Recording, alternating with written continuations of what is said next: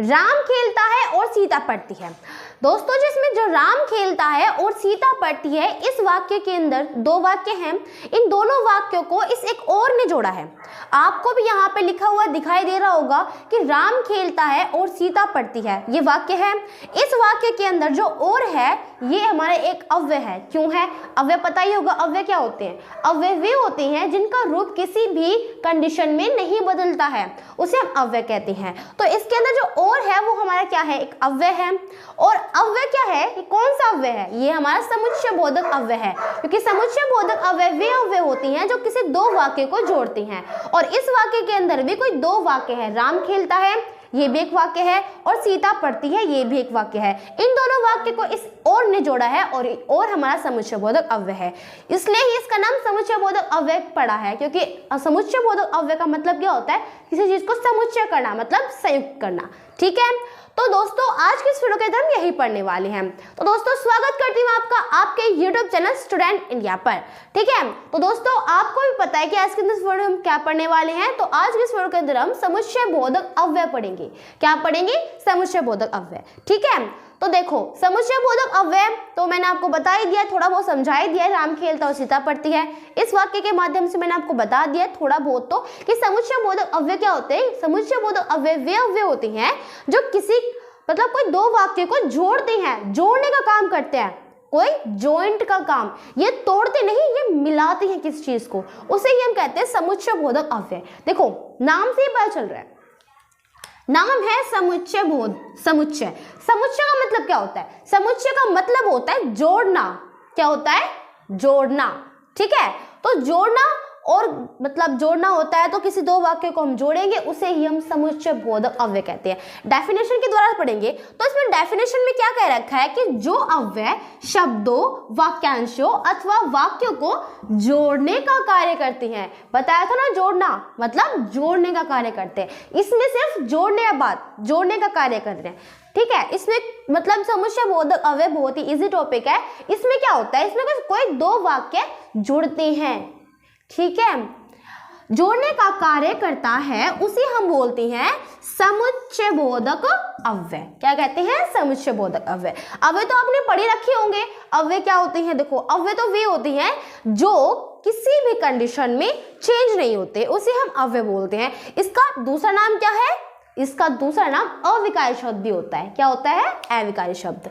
तो देखो अब जो अव्यय शब्दों, वाक्यांशों अथवा वाक्यों को जोड़ने का कार्य करते हैं। आज मैंने एग्जाम्पल नहीं रखे, कोई बात नहीं, एग्जाम्पल मैं खुद ही लिख देती हूँ। जैसे कि हम यहाँ हमने उत्तर कुछ मैंने आपको पहले बताया था, राम खेलता है, तो राम खेलता है और सीता पढ़ती है। सीता पढ़ती है। तो इस वाक्य के अंदर राम खेलता है और सीता पढ़ती है, ये हमने पूरा एक बड़ा वाक्य लिया है। अब इस वाक्य के अंदर जो हमारा ये और है, क्या है ये हमारा और? ये और हमारा समुच्चय बोधक अव्यय है। बताया था आपको पहले, ये जो और है ये हमारा क्या है? समुच्चय बोधक अव्यय है। क्यों है ये समुच्चय बोधक अव्यय? देखो समुच्चय का मतलब जोड़ना होता है, और जो किसी ऐसे अव्यय जो किसी शब्दों को, वाक्यांशों को अथवा वाक्यों को जोड़ते हैं। इसमें दो वाक्यों, राम खेलता है ये एक वाक्य है, सीता पढ़ती है ये भी एक वाक्य है। इन दोनों वाक्यों को जोड़ने का कार्य इस और ने किया है, तो ये और हमारा समुच्चय बोधक अव्यय है। देखो परिभाषा में कहा गया है ना कि अव्यय उसमें वाक्य को भी जोड़ने का कार्य करता है, तो वाक्य को भी तो जोड़ा है, दो वाक्यों को जोड़ दिया है। ऐसे शब्दों को जोड़ने का भी कार्य करता है। कैसे? जैसे कि दे रखा है ना, राम खेलता और सीता पढ़ती, दो वाक्य को जोड़ दिया, तो इन दोनों वाक्यों को किसने जोड़ा? और ने जोड़ा, और हमारा समुच्चय बोधक अव्यय है। मैंने वाक्य को बता दिया, ऐसे ही शब्दों को भी जोड़ता है। जैसे कि उदाहरण में देती हूं, गीता और रमा नाचते हैं। गीता और रमा नाचते हैं। ये जो दो लड़कियां हैं, ये क्या कर रही हैं? नाचती हैं। गीता और रमा नाचती है, हमें पता है गीता और रमा नाचती है, वाक्य में लिख रखा है। अब देखो इसमें हम ऐसे भी लिख सकते थे कि गीता नाचती है और हम लिख सकते थे रमा नाचती है। हम इसे अलग भी लिख सकते थे, बट हमें इसे छोटा करने के लिए, शॉर्ट फॉर्म में लिखने के लिए हमें क्या किया, इन दोनों को इकट्ठा लिख दिया, एक साथ लिख दिया, गीता और रमा नाचती है। मतलब इन्हें हम क्या कर दिया, इन्होंने संयुक्त कर दिया, जोड़ दिया, समुच्चय कर दिया। और समुच्चय बोधक अव्यय की इसी प्रकार के लिए तो जरूरत पड़ती है। अव्यय देखो, हर जो हम कोई भी टॉपिक होता है उसको हम समझते हैं तो इनका जो कोई भूमिका तो होगी ना, मतलब किस लिए इनकी जरूरत पड़ती है। तो इसी प्रकार जो समुच्चय बोधक अव्यय होता है, इनकी जरूरत क्यों पड़ती है, इनकी जरूरत पड़ती है कि जो हमें बड़े बड़े वाक्य लिखते हैं इन्हें हम थोड़ा छोटा करके लिख दें। ठीक है, जैसे कि रमा, हम इसलिए अगर हम ये और ना होता, चलो मान लिया कि अगर ये और ना होता, मतलब समुच्चय बोधक अव्यय ना होते, तो हमें क्या करना पड़ता कि सीता नाचती है, रमा नाचती है, तो हमें 2 वाक्य लिखने पड़ते, तो ज्यादा बड़ा हो जाता। तो इस और ने क्या किया, गीता और सीता को एक साथ लिख दिया, मतलब संयुक्त कर दिया दोनों को। ठीक है, उसी को हम, और किसने किया इसको संयुक्त, और ने कर दिया। कहा था ना, शब्दों को भी जोड़ती हैं, वाक्य को भी जोड़ती हैं और वाक्यांशों को भी जोड़। अब देखो, गीता क्या है, एक शब्द है, रमा क्या है, ये भी शब्द है। इन दोनों शब्दों को जोड़ दिया, एक मतलब दोनों शब्दों को जोड़ दिया, इसके अंदर बन गया छोटा वाक्य, उसी को हम क्या कहते हैं, समुच्चय बोधक अव्यय। आई होप कि आपको समझ में आ गया होंगे कि समुच्चय बोधक अव्यय आखिर क्या होते हैं। तो समुच्चय बोधक अव्यय क्या होते हैं कि समुच्चय बोधक अव्यय वे अव्यय होते हैं जो शब्दों को, वाक्यांशों को, वाक्यों को, इनको जोड़ते हैं, ये जोड़ने का कार्य करते हैं। क्योंकि समुच्चय का मतलब ही होता है, समुच्चय का मतलब क्या होता है, जोड़ना। ठीक है, तो मैं एक उदाहरण के साथ तो ले लेती हूँ, एक उदाहरण ले लेती हूँ, जैसे कि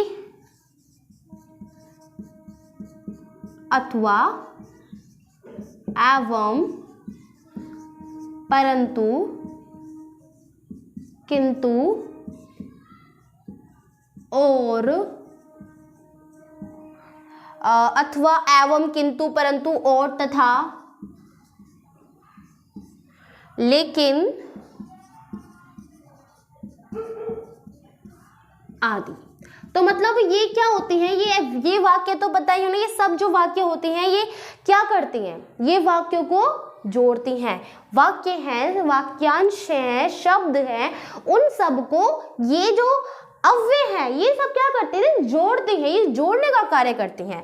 ठीक है, तो समझ गए होंगे कि समुच्चय बोधक अव्यय क्या होते हैं। तो समुच्चय बोधक अव्यय वे अव्यय होती हैं जो, देखो, शब्द, वाक्यांश और किसे जोड़ते हैं, वाक्य को जोड़ते हैं। तो हमने समुच्चय बोधक अव्यय जान लिया है क्या होती हैं। तो देखो, मैंने आपको एक बात नहीं बताई, जो कि अव्यय, जो मतलब समुच्चय बोधक अव्यय कहाँ से आई हैं। तो समुच्चय बोधक अव्यय कहाँ से आई हैं, देखो, अव्यय के 4 प्रकार होते हैं। कितने प्रकार होते हैं, 4। कौन कौन सी होती हैं, क्रिया विशेषण होता है, दूसरा संबंध बोधक होता है, तीसरा समुच्चय बोधक होता है, और चौथा विषमयदी बोधक होता है। 5 होती हैं, और 5वां निपात होता है, निपात अव्यय होता है। तो ये 5 भेद होती है। इनमें से जो तीसरा भेद कौन सा है, हमारा तीसरा भेद है, अव्यय का 3rd मतलब तीसरा भेद है ये हमारा। ठीक है, जो मैं 2 भेद थे वो मैंने आपको पढ़ा दिए पिछली वीडियो के अंदर, तो ये हमारा तीसरा भेद है। नेक्स्ट वीडियो के अंदर हम विषमयदी बोधक पढ़ेंगे, अव्यय पढ़ेंगे। ठीक है, मतलब नेक्स्ट टॉपिक पे हम। तो समानाधिकरण अव्यय क्या होते हैं, ये हमारे इसके 2 भेद होते हैं। किसके होते हैं 2 भेद, समुच्चय बोधक अव्यय के 2 भेद होते हैं। कौन कौन से, समानाधिकरण अव्यय और व्याधिकरण अव्यय। कौन कौन से होते हैं, समानाधिकरण अव्यय और व्याधिकरण अव्यय। तो देखो, नाम से ही पता चल रहा है आपको, समानाधिकरण अव्यय जो मतलब समान होते हो उन्हें समानाधिकरण कहते हैं, और ये व्याधिकरण इससे विपरीत होते हैं जो समान नहीं होते हैं। ठीक है, तो मैंने आपको समुच्चय बोधक पढ़ा दिया, उनके 2 भेद बता दिए हैं। ठीक है, तो अब हम करते हैं जो समानाधिकरण अव्यय है और व्याधिकरण अव्यय को एक्सप्लेन करेंगे और इन डिटेल से पढ़ते हैं। समानाधिकरण अव्यय क्या होते हैं, तो समानाधिकरण अव्यय क्या होते हैं। समानाधिकरण, देखो मैंने आपको बताया समानाधिकरण का मतलब क्या होता है। समानाधिकरण का मतलब होता है समान, क्या होता है, समान, जो बिल्कुल समान हो, इक्वल हो, बराबर हो, उन्हें हम समानाधिकरण अव्यय कहते हैं। देखो, समान मतलब यहाँ पे दे रखा आपको समान, समानाधिकरण का मतलब ही समान होता है। इसके जो इसके अर्थ मतलब इसके जो वाक्य मतलब जो नाम है ना उसमें ये अर्थ छुपा हुआ है। जिसका भी वाक्य है मतलब जो भी शब्द है, मेरा मतलब शब्द है, उसमें इसका अर्थ छुपा हुआ है।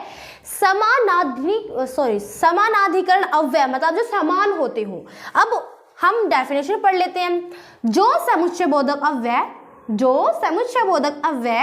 दो स्वतंत्र वाक्यों और उपवाक्यों को जोड़ती हैं, उन्हें हम क्या कहते हैं? समानाधिकरण वाक्य अव्यय कहते हैं। अभी उपवाक्य क्या होता है? वाक्य और उपवाक्य में अंतर पता है आपको?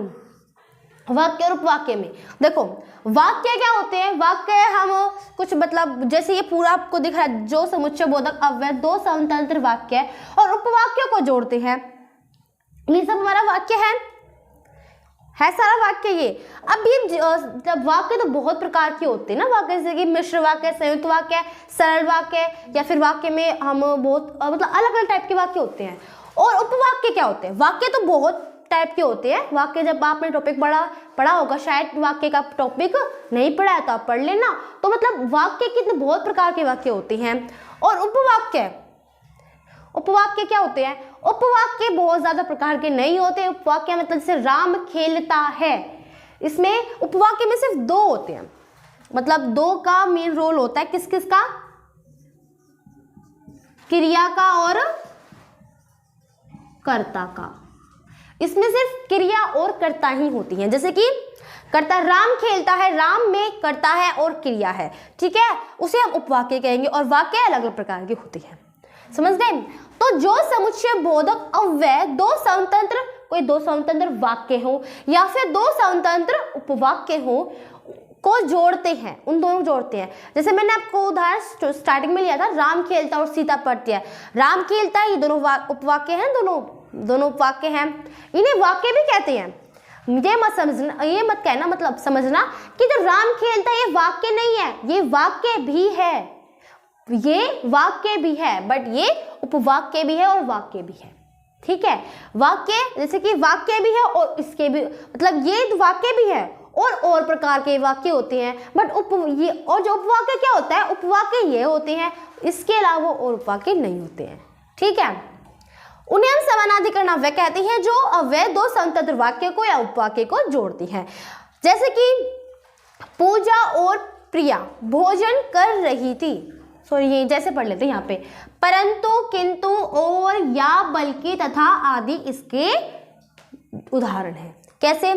अब जैसे कि पूजा और प्रियंका भोजन कर रही थी, तो उसके अंदर जो पूजा है क्या है? पूजा, ये क्या है? हमारा शब्द है। प्रिया क्या है? ये भी हमारे शब्द है। तो पूजा और प्रिया क्या कर रही थी? भोजन कर रही थी। जो समुच्चय बोधक अव्यय दो स्वतंत्र वाक्य उपवाक्य को जोड़ते हैं, साथ में शब्दों को भी जोड़ते हैं ये, ठीक है। दो स्वतंत्र नहीं, ये शब्दों को भी जोड़ते हैं। जरूरी नहीं है वाक्य और उपवाक्य को जोड़ते हैं, शब्दों को भी जोड़ते हैं। और जो वाक्य और उपवाक्य होते हैं ये हमारे स्वतंत्र होने चाहिए। अब जैसे कि पूजा और प्रिया भोजन कर रही थी, इसमें पूजा और प्रिया है, पूजा एक वाक्य है, प्रिया भी एक वाक्य है। इन दोनों वाक्यों को किसने जोड़ा है? और ने। यह आप कहोगे इसे तो समुच्चय बोधक अव्यय ही है। हाँ, समुच्चय बोधक अव्यय ही है, ये समुच्चय बोधक अव्यय है। पर ये समुच्चय बोधक अव्यय भी बहुत दो प्रकार के होते हैं, समानाधिकरण और व्याधिकरण। तो ये समानाधिकरण अव्यय है, समानाधिकरण समुच्चय बोधक अव्यय है। तो पूजा और प्रिया क्या कर रही थी? भोजन कर रही थी। ये पूजा है, स्वतंत्र है, प्रिया है, ये भी स्वतंत्र है, मतलब दोनों वाक्य स्वतंत्र है। इन दोनों वाक्य को प्रिया, जैसे कि पूजा भोजन कर रही थी, प्रिया भोजन कर रही थी, दोनों वाक्य हम अगर खोल के लिखते तो दोनों स्वतंत्र माने जाते। हाँ, प्रिया भोजन कर रही स्वतंत्र है, हाँ, और क्या नाम पूजा भोजन कर रही थी वो भी स्वतंत्र है। अगर दोनों वाक्य को अगर हम खोल के लिखते तो भी ये स्वतंत्र माने जाते। हाँ, अगर इन्हें मैं जोड़ के मतलब और के द्वारा संयुक्त कर दिया इन दोनों को, हम दोनों को संयुक्त कर दिया, तो इन दोनों वाक्यों को हमने जोड़ दिया है। ये स्वतंत्र दोनों शब्द हैं, ये दोनों स्वतंत्र है, प्रिया और पूजा। जतिन बाजार गया, ये क्या है? स्वतंत्र वाक्य है। जतिन बाजार गया। हिमांशु क्रिकेट खेल रहा है। देखो हिमांशु क्रिकेट खेल रहा है, जतिन बाजार गया, इनमें क्या है, जो जतिन बाजार गया ये क्या है, समतंत्र वाक्य है। क्या है, समतंत्र वाक्य है। हिमांशु क्रिकेट खेल रहा है ये भी समतंत्र वाक्य है। इन दोनों वाक्यों को इस तथा ने जोड़ दिया। क्या कर दिया, तथा ने जोड़ दिया। उदाहरण है ना, जैसे कि और, तथा, किंतु, परंतु, ये सब क्या होते हैं कि इन दोनों वाक्यों को जोड़ती है। व्याधिकरण अव्यय भी जोड़ने का कार्य करता है, बट इसमें क्या होता है, व्याधिकरण अव्यय में क्या होता है, देखो समानाधिकरण में क्या होता है, दोनों समान होते हैं, स्वतंत्र भी होते हैं, समान भी होते हैं। जैसे कि पूजा और प्रिया है, वे समान है, ऊपर नीचे नहीं है, बिल्कुल मतलब समान है ये दोनों, ठीक है। पर व्याधिकरण अव्यय, जो व्याधिकरण अव्यय क्या होता है, इन दोनों के अंदर है ना, दोनों वाक्य स्वतंत्र नहीं होते, ना ही समान होती हैं, स्वतंत्र नहीं होती हैं। एक क्या होता है, देखो आश्रित होती है उपवाक्य। क्या होते हैं, आश्रित वाक्य होते हैं इन दोनों पे। मैं पढ़ाऊंगी समानाधिकरण अव्यय तो समझ गए होंगे, समान होते हैं जिसके अंदर स्वतंत्र भी होती हैं, समान और स्वतंत्र होते हैं, उन्हें समानाधिकरण अव्यय कहती हैं, ठीक है। तो समानाधिकरण अव्यय तो समझ गए आप शायद, ठीक है। अगर आप ये समझ गए हो तो हम पढ़ते हैं व्याधिकरण अव्यय क्या होते हैं। अब हम पढ़ते हैं कि व्याधिकरण अव्यय क्या होते हैं। तो व्याधिकरण अव्यय का मतलब देखो, व्याधिकरण मैंने आपको बता दिया है, आश्रित उपवाक्य होते हैं जिसमें जो समुच्चय बोधक एक मुख्य वाक्य से एक से अधिक आश्रित उपवाक्य को मुख्य वाक्य से जोड़ते हैं। एक चलो डिजाइन कर दिया, ठीक है।